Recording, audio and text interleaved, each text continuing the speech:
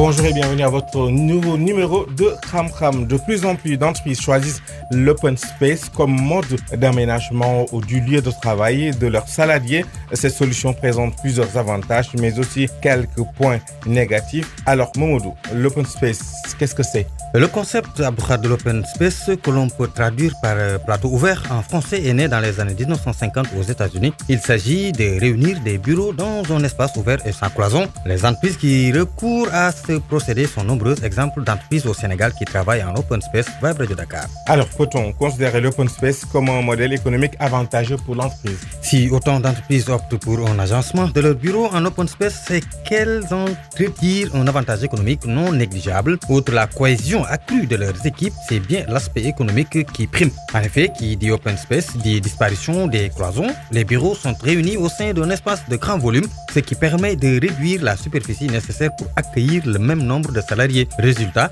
une surface moins grande qui représente une baisse importante de charges en matière de loyer. Alors, Momodou, entre les salariés, y a-t-il un autre avantage? Lorsque chaque travailleur est enfermé dans son propre bureau, il n'est pas forcément facile de communiquer directement au sein d'une équipe. Le grand avantage de l'open space est donc de libérer la communication au sein de l'entreprise. Tous les collaborateurs sont en contact direct, que ce soit d'un point de vue visuel ou sonore. Ils peuvent donc échanger très facilement et cela renforce nettement l'efficacité du travail en équipe. Pour l'entreprise, le bénéfice se manifeste par une réactivité accrue. De plus, les open space sont facilement modulables. Si un pic d'activité intervient ou qu'un projet se dessine, il est aisé de rassembler une équipe soudée dans un petit périmètre. Là encore, l'efficacité de l'open space fait des émules. Qui parle d'avantages parle forcément d'inconvénients. Lesquels? Tout n'est pas pour autant parfait dans le concept de l'open space. En effet, cet agencement des bureaux peut avoir certains effets négatifs.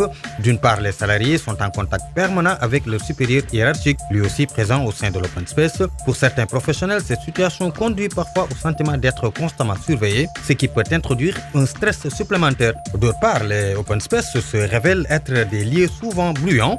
Entre les conversations, les appels téléphoniques et le bruit généré par les claviers des ordinateurs, la cacophonie peut vite s'installer, ce qui se traduit par plus de fatigue au fil du temps. Dans ce cas, comment bien aménager son open space? Afin de réduire au maximum les potentielles nuisances liées au travail en open space, il est important de concevoir un agencement fonctionnel du lieu de travail. Ainsi, il est conseillé d'installer une salle de repos pour que les salariés puissent se détendre un peu lors de leur pause et quitter un espace de travail souvent bruyant. Dans le même ordre d'idées, au moins une salle de réunion indépendante se révèle indispensable. Pour ce qui est de l'ambiance générale, un règlement de l'open space peut être mis en place par l'entreprise afin de bien encadrer son fonctionnement et de définir clairement les règles de vie commune. Enfin, une décoration agréable, notamment l'ajout de plantes vertes, permet d'adoucir les inconvénients de ce type de bureau et de réduire ainsi le stress des salariés. Voilà, c'était tout pour ce numéro et rendez-vous prochainement.